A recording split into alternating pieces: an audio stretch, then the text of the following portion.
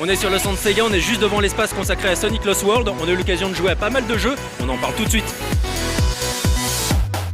Jouable pour la toute première fois sur le stand Sega, sur 3DS comme sur Wii U, le tout nouveau Sonic exclusif aux plateformes Nintendo se distingue nettement du Sonic Colors sorti sur Wii. Au niveau de son pitch déjà, puisque Sonic va s'associer à son ennemi de toujours, le Dr Eggman, pour affronter 6 créatures surpuissantes. Ces dernières, connues sous le nom des Effroyables 6, ont en effet échappé au contrôle du Docteur. Visuellement, le jeu tient bien la route, que ce soit sur Wii U ou 3DS. On remarquera que les niveaux ont été façonnés à la Super Mario Galaxy, avec des petites planètes suspendues dans les airs, autour desquelles Sonic peut tourner en courant. Évidemment, le gameplay est ici beaucoup plus porté sur les envolées, avec des bumpers dans tous les sens et des changements de perspective incessants, donnant au jeu un petit côté parcours d'obstacles. Sonic peut ainsi courir le long des murs et se transformer en boule pour réaliser des dashs ou traverser les niveaux comme une boule de flipper. On retrouve bien le dynamisme des jeux de plateforme Sonic, même si sur les versions bêta présentées sur cette 3, le framerate du jeu laissait fortement à désirer, avec des ralentissements vraiment sévères. La seconde star du stand Sega était Castle of Illusion, et lui, malheureusement, s'est avéré tout simplement catastrophique. Présenté comme une version réimaginée du classique sorti sur Mega Drive en 1990, ce Castle of Illusion propose des graphismes plutôt jolis, quoiqu'à des années-lumière d'un Rayman Legends par exemple, qui doit d'ailleurs sortir à peu près au même moment, soit à la fin du mois d'août. Malheureusement, les sensations pour le moment ne sont pas là. Manette en main, le jeu est lent, imprécis, et Mickey bouge avec un léger décalage par rapport aux inputs du joueur. Le producteur de Sega US, présent sur le stand, a incriminé la télé qui était selon lui responsable de ce décalage. Mais en l'état, le jeu développé par les studios de Sega situés en Australie fait vraiment peur. Même les hitbox des ennemis et les collisions étaient totalement à l'ouest. On pouvait ainsi sauter sur la tête d'un ennemi sans vraiment être au-dessus de lui.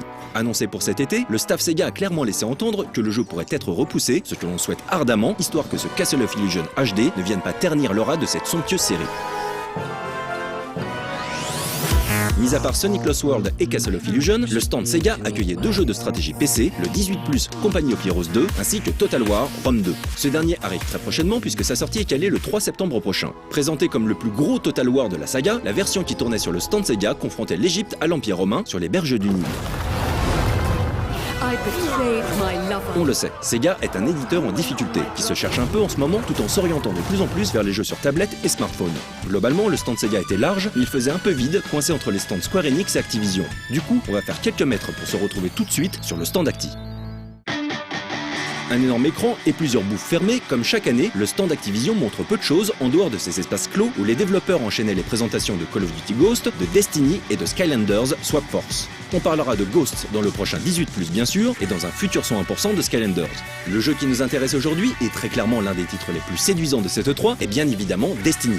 La présentation en Behind Closed Doors, soit l'un des 3 espaces fermés du stand, accueillait 7 développeurs qui jouaient tous ensemble sur PS4 en multi. Cette démo était identique à celle réalisée à la toute fin de la conférence Sony. Tout débute avec l'apparition d'un gardien, rapidement rejoint par un second joueur. Les gardiens sont les joueurs, et ces derniers protègent la dernière cité libre sur Terre, même s'ils seront amenés à visiter d'autres planètes, comme les dunes rouges de Mars et les forêts de Vénus. On le sait, Bungie s'est créé des personnages et des univers forts, à l'image de la série Halo, sur laquelle ils ont travaillé durant de nombreuses années. Après avoir passé le relais à 343 Industries, ils ont repris leur indépendance pour développer un nouveau FPS futuriste situé dans un monde post-apocalyptique. Mais cette fois-ci, le monde proposé sera connecté et persistant. La frontière entre le solo, le coop et le multi s'efface avec ce titre et bien d'autres présentés sur cette 3 pour dynamiser le gameplay un peu figé des FPS. Certains événements importants, comme le débarquement d'une flotte ennemie et le largage d'unités gigantesques, entraînent le lancement d'un événement public permettant à d'autres joueurs de se connecter pour aider les joueurs en danger. Un joueur, puis 2, et enfin 7 dans les dernières minutes explosives de la démo, tel était le programme de cette session de jeu très impressionnante.